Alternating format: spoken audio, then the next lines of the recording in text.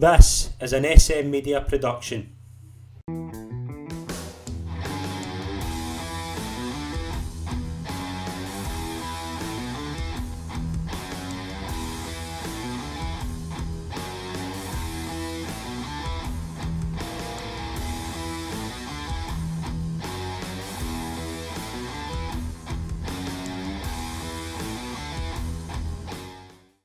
Hi folks, and welcome to the latest episode of the SM Media Pro Wrestling Show. I'm Scott McPike. It's an absolute pleasure to be your host as always, and I'm delighted to welcome this week's special guest. A pleasure to welcome onto the show Martin MacAlistair. Martin, how are we doing, mate? It's a pleasure. Good. Thank you for having me on. It's a No pleasure worries. to be here. I'm looking forward to it. No worries. It's been another busy week. Obviously, we had our WrestleMania review a couple of weeks ago, which was very busy, and we talked about a lot, but the world never really stops, does it?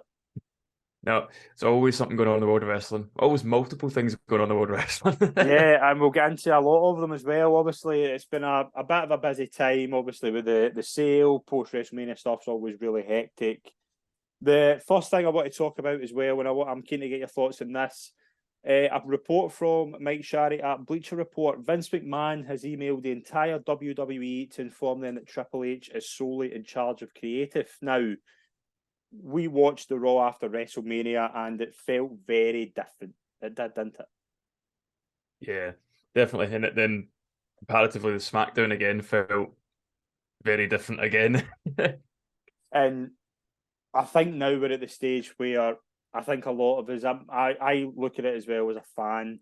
I've enjoyed the kind of long-term booking aspect since Triple H has took over. I think a lot of people have. I didn't enjoy the week-to-week, the rewrites. In fact, I don't think anybody did. It must have been hell being involved in it, let alone watching it. But this does offer a bit of clarity as well. And again, it's good to see like Triple H. Hopefully this isn't just a case of he's getting it for a wee while and then in big events we'll change it, which I'm still of the conspiracy theory that Vince McMahon was very much behind Roman keeping the title for the announcement to go to merge with UFC.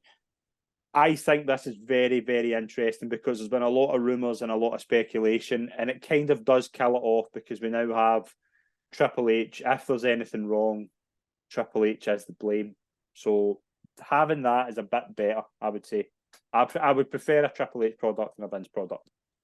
Yeah, and I think we all know someone in our own lives that left a job but doesn't really ever leave that job. So I think it's good to get that kind of clarity because we all know someone who left a job and didn't really leave it behind.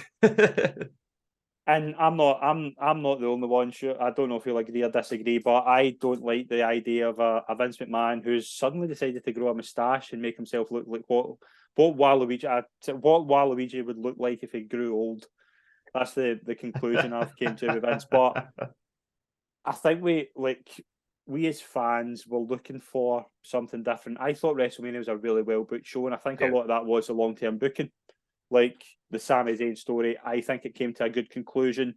I think the Rhea Ripley story's been told really well recently. Like there's a lot. The Cody story would have obviously been perfect, but there's a lot of long term. I can see the plan here. I can see the plan with a lot, like I saw with Sami. That's leading to something. I can see they're leading to something already with Cody and Brock. I can see that there's already. I like that idea as opposed to like 2 years ago when we really didn't know what was happening 1 week to the next. Yeah, it does seem a lot more stable now, especially like you used to get very scattergun sort of booking before. So everything seems to have stabilized now. You do understand like things do go week to week in a line. now. Yeah, and like obviously yourself being involved in the business, how good is that when you're seeing something obviously you're telling a bit of a long term story yourself, like to have that kind of like plan in place, it must be better as a performer as well. Oh yeah, totally. And at the end of the day, especially if the guys in the level of WWE, it's good to know what you're up to because your well being and your income depends on it. So it's just from I can't even imagine what it's like at their level, but it's just your income depends on it. So you want to know as much as you can in advance. Yeah, absolutely. We'll move across the wrestling world to All Elite Wrestling, and it does look like one former intriguing figure could be making a comeback, and that is of course CM Punk.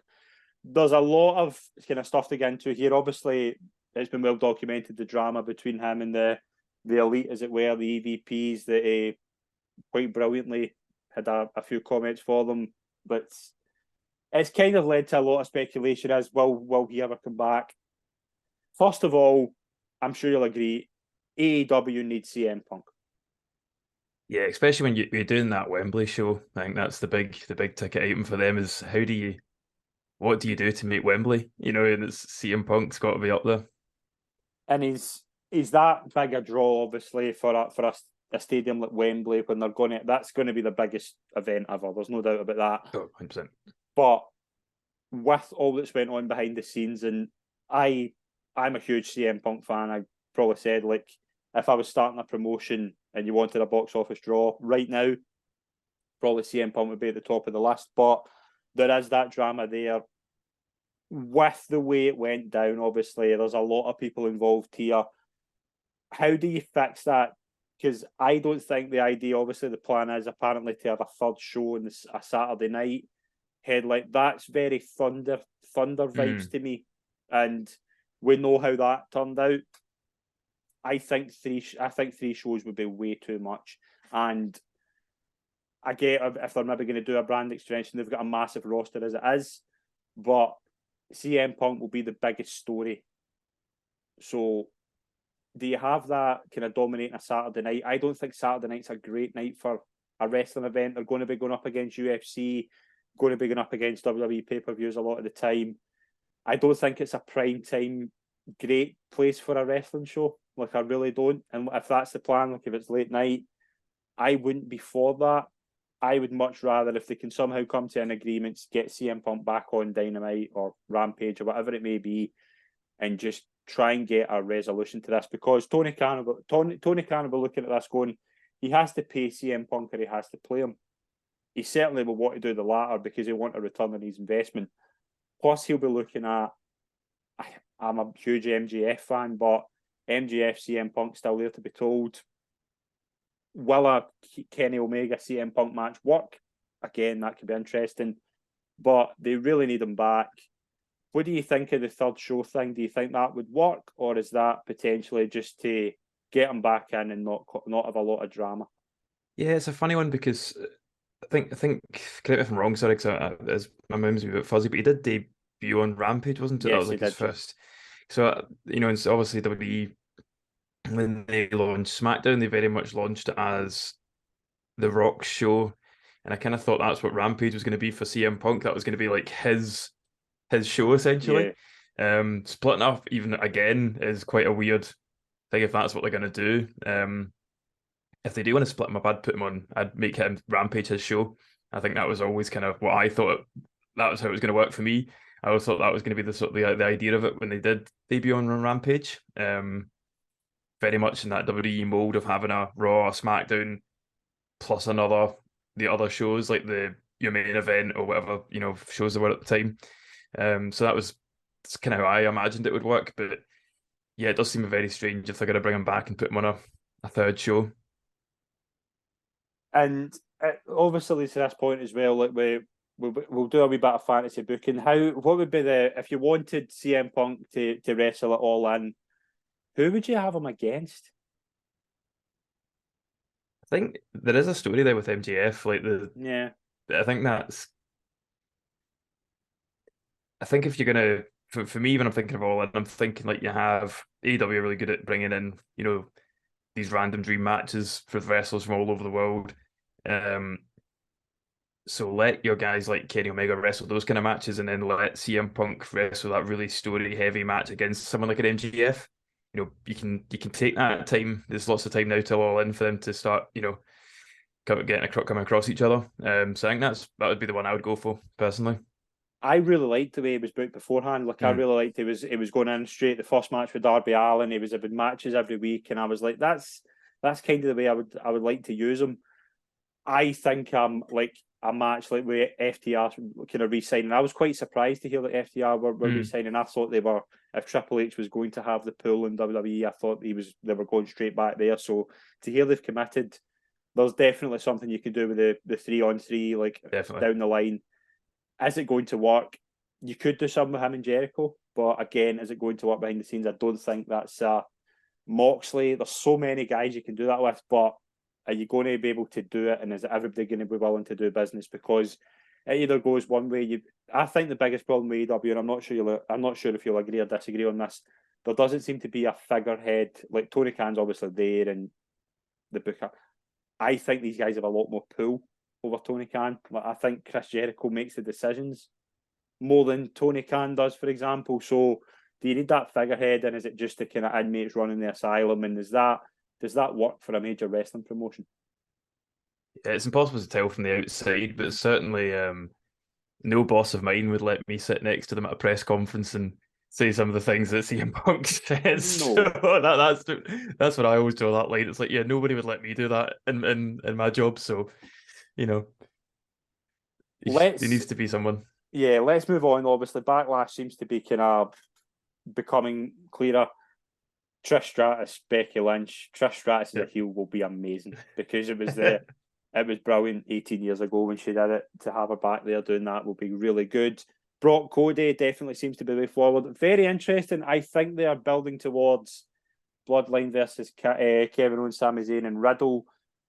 They've obviously got the plans for Night of Champions in Saudi Arabia now. The tag team champions right now are Kevin Owens and Sami Zayn.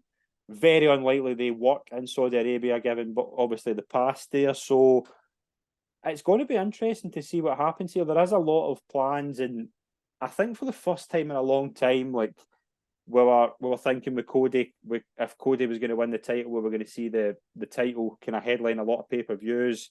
Roman's going to get to 1,000 days probably without defending it. So it's going to be a Brock and Cody will be really good. I think it's obviously building to something kind of going forward with Cody, but perfect guy for Cody to work with coming off that loss at WrestleMania. I think it's just the right atmosphere. Brock will throw him around, but it's a match kind of when you thought when Cody was coming back, you didn't really think that would be on the agenda, but now you know it's happening. You're like, I'm very excited about that. Yeah, and I think Cody's just got that thing about him. Like Cody just has that at the moment. Everything. You're totally right. You wouldn't go, oh, Brock Cody, but now that's happening, like that's a brilliant match, and like he's just. I think Cody's just got that. I would just come and say this just now. I'm a huge Cody fan right now. I think he's incredible. I think he's on fire just now. He's at the best since he's come back at Royal Rumble. It's the best he's ever been. And yeah, all of a sudden it's like every match now. I'm just like, yeah, of course it'd be an amazing match against Brock. So yeah, I think that's going to be fantastic. So the Cody story, like, very interesting to get your thoughts on it. We spoke about it the last time we did a show with obviously WrestleMania. Is there with the Cody? I thought the ending was in Hollywood. The finish, the story. I thought it was all written to be. Can you do it? Can you still do it and have the same effect? That's my worry. Like I've been looking at it and thinking, how can Cody Rhodes dethrone Roman Reigns now? Where do you do it? Can it work better than it did? Because it seemed written the entrance, everything seemed to be perfect for that night. Is there a way to do it? Will we see it? And how would you do it? Oh, like you're totally right. It did seem so perfect. I mean, I was saying to everyone that day that I was so sure it was going to happen. I was so confident Cody was going to be champ that night. But who knows? I think it's one of those that they've played their cards now, and they're just going to have to try come back from it. There's always, like you said, he's not defended it, so he's going to get past Roman. He's going to get past the 1,000 days. So they're all anytime there's a big show, and I think people will be expecting him to lose now that he's got that past that milestone. I think people were kind of, once they found out that was so close to WrestleMania, I think people were expecting him to keep the belt. So I think now that they're past it, every show's now is up for grabs. But you've always got to lean towards, your SummerSlams, your WrestleManias, your Rumbles, those big events. That's when you most expect it to happen now. And when we look at obviously Clash of the Castle, when I think Drew should have won that night, Drew's now in a position where he's kind of potentially his contract's going to be up. I think we'll see this a lot this year, because a lot of the WWE guys signed 5-year deals in 2019. So I think we will see in the next year or so a lot more contract news. I think there will be a bit of a different environment. Drew's contract is up, I believe, at the end of this year. Chat seems to be that it's kind of 50-50 whether he re-signs or not. I think it's it's very interesting because is he ever going to get back to where he was 3 years ago? Like even at Clash at the Castle, where it was so perfect an opportunity to put the belt on him. Has his moment gone as a main event? And I know, like, we'll look at it obviously being like Drew being Scottish and seeing the journey he went on, going from similar to Cody, like going from that kind of where he was not really getting used much. He was the third man in 3MB to go from that to winning a Royal Rumble. Like it's been such a good journey. Can he do it again? And is it better maybe going elsewhere, maybe back to where it, because that made him, that absolutely made him coming back to like the Indies and doing really well in ICW and places like that. Like, would he do that? Would he go to AEW, or do you think he'll resign? This is the thing that I'm going to say. Like, if you could just edit me, I'll I'll say it all free, and you can just edit whichever ones I'm right with. And that's good. Who knows? I think with WWE, anyone can always win a Rumble. You know, and that's the thing I always think of. There's nothing stopping, you know, this Rumble coming up, you know, next year. There's nothing stopping Sheamus winning it. There's nothing stopping Drew winning it. Just all depends, you know, who's there. Yeah, I think Drew McIntyre's has been a victim of circumstance, with obviously he's, you know, he did extremely well during, you know, that sort of lockdown era. Yeah. When he had the belt and all that, and he never got to tour with that belt. And I think that's something that, especially being Scottish, that you wanted to see him with the belt so bad on tour, and he never really got to do that. So yeah, I think I'd love to see him stay in WWE and I'd hope he would get that opportunity again. Like I said, all it takes, especially someone like who looks like Drew and who wrestles like Drew, all it takes is a Royal Rumble or a Money in the Bank, and he's back in it. And I think, yeah, that's a really interesting point. Like when you're seeing him, like when he won the Royal Rumble, I remember thinking like, this is him and Brock's going to be so good at WrestleMania. He's going to get that moment because we'd seen him, like, obviously, like I'd be kind of being from here, like we followed his whole career and seeing him where he's come from, and to get back, and his NXT run was so good. Yeah. He came up. It maybe wasn't going brilliant to start with in the main roster, but it was slowly building towards that. The pop when he eliminated Brock in the Royal Rumbles, probably up there. The same, obviously, pop was a bit bigger for Edge that night, but still to have that moment, that was his WrestleMania moment, beating Brock, and you just heard, and you knew then he was winning, and he never got that opportunity to cash in that. He lost the year after to Lashley. But the thing as well, he was involved in one of the best matches of WrestleMania this year. Yep. That match was amazing. And he was so key to that as well. And WWE right now, there's a lot of guys obviously in that kind of position of like, where do they go from here? Roman's dominating. There's not really that chance to go and to get into the title picture. I still think there's a lot of time for Drew left in WWE. I think he's obviously built to that. He obviously wanted to go back after being released. So I would be very surprised if he didn't re-sign. Yeah, I think as well, especially with this from a board and business corporate point of view, but you know, with this merger going on, all sorts of things will be happening with contracts just now where they won't be wanting to sit, you know, because people will be looking at money and they won't be wanting to sign. But who knows, in a month's time, everything will probably calm down. You know, it could be a totally different story in terms of, you know, money. Because that's always the boring things I think us as fans forget. But there's a whole corporate structure behind this. I also have to look at books, which is, I imagine, very tedious, not very exciting to talk about. But that's a whole thing with a merger like this. You don't know what's going on behind the scenes as well. Yeah, absolutely. But we've obviously we've kind of covered most of the news that's taken place over the past couple of weeks. We'll get into talking about your own career. Obviously, we can tell you were quite obviously a fan of the business. Growing up as a fan, who were your kind of favourites when you were growing up? What kind of era were you a part of? Do you first remember? So my first wrestling memory was I don't actually. Well, this is the funny thing. I don't actually remember watching wrestling, but I remember arguing very, very passionately with my brother about wrestling before I actually remember anything to do with wrestling.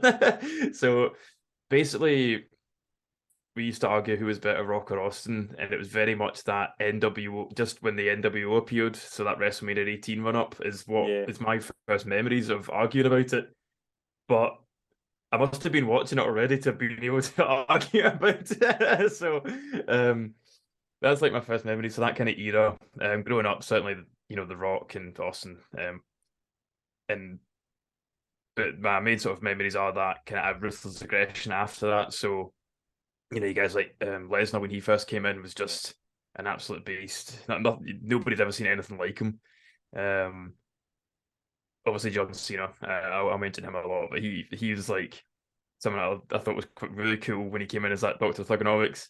Then he had that run with the US belt where he was really cool, and then as I've got older, I've respected him more and more as a person and like as an actor, and I think he's like John Cena's basically the greatest of all time as far as I'm concerned in terms of like entire um I guess influence on me, but also like just the entire package. So like between how long he's been wrestling for, his work with like Make a Wish and stuff like that, the iconic moments, there's so much packed into what John Cena is.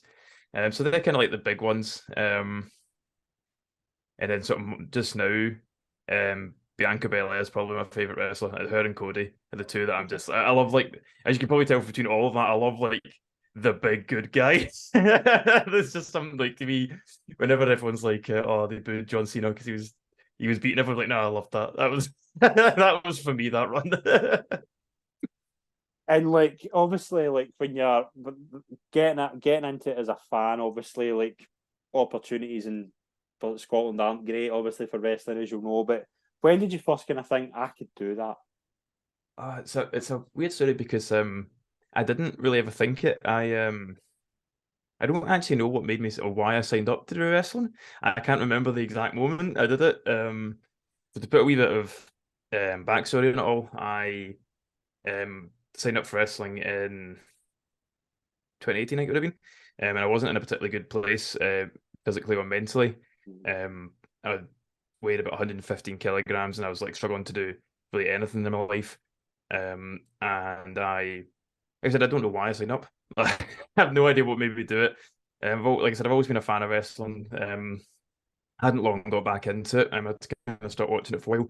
And yeah, one night I just decided to click the button, see what happens, and that was didn't stop. That was 5 years ago, and I'm still going. So something must have gone right. And getting into training and obviously things like that, like who were your kind of like mentors? Like who kind of took you under their wing? Like what was it like getting into kind of training firsthand and early kind of bumps? Oh, difficult, extremely difficult. One of the first couple of sessions, so I signed up with the GPWA, the Glasgow Pro Wrestling Asylum, and they had like an induction course. So it's like you've just all 20 people are just all brand new, and then different coaches will come in and show you the ropes, so to speak. And I was very much like, oh, I'll stand at the back. I didn't really want to get involved. Like I said, my plan was after I signed up, I had like 3 months to prepare to get in some kind of shape, and I think I just put on more weight in that time. I did the opposite of preparing. And really the first person that kind of helped me was Jack Jester. He was like the sort of the big early influence because I think it was like the second or third weekend, he pulled me aside and he said, "Do you want to be here?"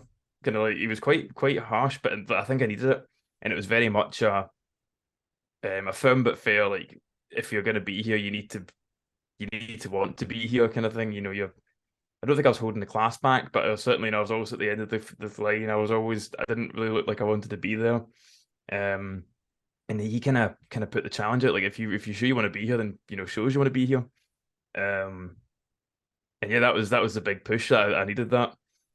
So after that, that was a really big push. And then after that, sort of Stevie Boy was the next sort of big person that took me under his wing. I got to train a lot with him, just the way the classes lined up. And yeah, he's massive influence on my career and the way I wrestle. And then after that, BT Gun. So between those three, that's kind of the evolution of the the three people.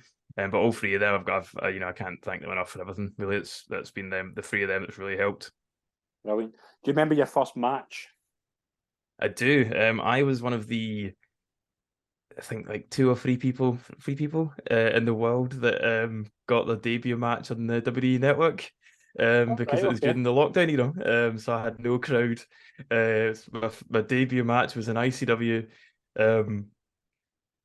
It was like the first bit of physical contact I'd had with a stranger, and about 6 months was getting punched in the face from DCT. It was an unbelievable time. It's such a nerve-wracking time. Obviously it's difficult to remember back, like to think back exactly how everyone felt back then, but everything was so up in the air. What was going on, and yeah, my debut was in the middle of this. The nerves were already high that I was even like having to go out and wrestle. Never mind, I hadn't Yeah. wrestled another person so many months, and then getting to wrestle and it was on the WWE network, and the whole thing was just unbelievable. Even now, I'm just kind of even reciting the story. I'm like, I can't believe that happened. That was that was so weird. So that was my debut. But I always like to say I've had two debuts because then I also wrestled in front of fans for the first time against Shay Monet, also on ICW.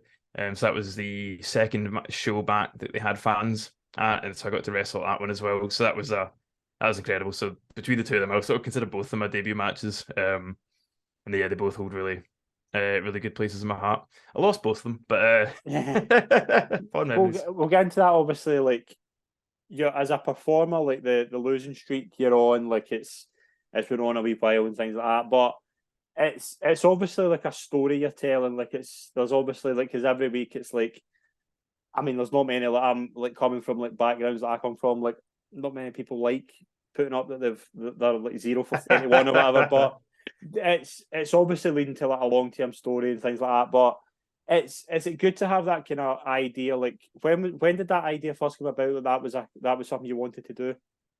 It kind of came out of nowhere because I just thought it was funny. To be honest, at first, because it was very much like I said, I was on ICW, and obviously ICW is some of the best wrestlers in the world, really. Especially being shown on the network and stuff like that. There was eyes on them, and I got to wrestle, and I was getting beat pretty quick. So, and my friends were sort of like, "Oh, it's really funny that every time you're on, you're getting beaten for a couple of minutes." I was like, "That is actually pretty funny." Like there's some undeniable comedy to that, and yeah, it just kind of kept going after after shows started again. I was like, I said, I'll just I'll see what happens. And obviously, as I kept losing, it just kept the ball started rolling on it, and people started talking about it. I think that was when everyone went, "Oh, right, okay, this is actually a thing that's going to happen." So as soon as the numbers started, so because I think it's because it's real as well. Like people can see that number counting up, that people get invested in the emotions there. So yeah, who knows when it'll end? You'll have to find out. You have to buy some tickets. Yeah, I think it's leading to like do you remember when Kurt Hawkins went on that horrendous losing streak and he ended up winning the tag titles at WrestleMania? I think you're gonna win a championship your first time. Like that'll be so very interesting. But like obviously some of the promotions you're working in, you mentioned obviously ICW, like being a part of that kind of lockdown era, like that was it. That was weird as well, seeing like the asylum and nobody in it. But Iron Girders as well. Like there's a lot of really good promotions out there, and how are you kind of enjoying working for them?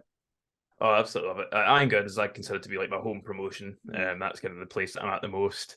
Those shows are always fantastic. Got some of the best atmosphere, I think.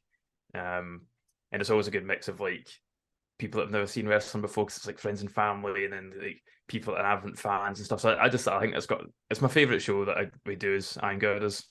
But I've also got to wrestle a lot for community pro wrestling. Yeah. And I do really enjoy those shows as well. I do strongly agree with like the community aspect of community pro wrestling is not just a tagline. Like they are going to all these like community centers and places that probably won't get wrestling in their town for a while. So that's been nice, and getting to see people that never would have seen us before. And again, a lot of them, a lot of people that go to those shows maybe aren't wrestling fans. They're just looking for something to do one night, or like John Cena or whatever, or, WWE, but they don't know. It's a bright way of like getting in front of new faces. So those are the two main shows that I kind of work for. And I love them both. I've really enjoyed working for both of them. And ICW, I've worked for them, not so much lately, but I did get a chance to work with them in Newcastle, which was pretty cool. So that was my first match outside of the UK, outside Scotland. So yeah, they're kind of the three main ones. But I'm always looking to work for new people because I want to wrestle everywhere I can. Yeah, absolutely. Like obviously, like you've worked with some really good names already. Like who's kind of stood out? Like, who's been some of your favourites to work with so far? BT Gunn, I think, is probably the one I'm going to say quickly, because he was someone I really looked up to, especially when I started finding out about Scottish wrestling. He was the person I was always like, wow, this guy's incredible. I always say like he's so incredible because he can do anything, any type of match, any type of wrestler, any opponent. You'll go in there, and he'll give you an incredible match. So it was incredible to work with him. The other person I always like to mention is Sheik El Sham, because he was one of the strongest guys I've ever been in the ring with. I always think he's like incredibly strong. The way that he sort of threw him about. And then probably the other person I wanted to give a shout out to is Levi, because I've got to team with him and wrestle against him, so that's been really amazing. And one of the times we teamed, actually, I think both times we teamed together, we teamed at the Comic Con, so that was in the SEC, which is a really incredible venue to get a chance to wrestle in. And obviously, coming from Glasgow and going to many of a gig in there, so getting to wrestle in there was pretty brilliant. Brilliant. Kind of final thoughts, obviously, like going forward, like it's obviously your kind of hopes and expectations to take it as far as possible. Like, where do you see yourself like in the future? Like, what's the kind of ambitions in wrestling? Just to make enough money to live on it. That's the dream. It's the dream for all of us. It's not to have to work a day job. You know, I still work a 9 to 5, and I'd love to not. I'd love this to be my life, and yeah, that's ultimately the goal. It's to see as many people, travel as many places, and not have to work in front of a computer. That would be the dream. Absolutely, yeah. Like, we're going to put you in the quick fire round to close the show. You ready to be put in the spot? Okay, here we go. Right. Who would be your dream opponent? John Cena. John Cena. Favorite match you've had so far? BT Gun. Iron Girders. If I was to ask you what match, apart from your own, which was probably, I don't know if it will still go on the network, but your favorite match you could go back and watch. I think it's Kurt Angle versus Randy Orton versus Rey Mysterio. I want to say WrestleMania 22. Yeah, that's right. Yeah, and that was Rey won the title. Yeah. Yep. Brilliant. Would you prefer being a face or a heel? Oh, face. I'm the cheeriest person ever. Who's the best character in the locker room? Who's always the funniest when you go in? Mikey Devine, without fail. He's also the funniest in the ring as well. WWE or AEW? Ooh, WWE. It's the closest to my heart. I'll ask you 3 people you would start a faction with. Who would they be? Bianca Belair. I'm going to go straight into that. Oh, yeah, Bianca Belair, Cody, and Braun Strowman. I think he's funny. Brilliant. Favorite film or TV show? Favorite film, Rear Window, Alfred Hitchcock.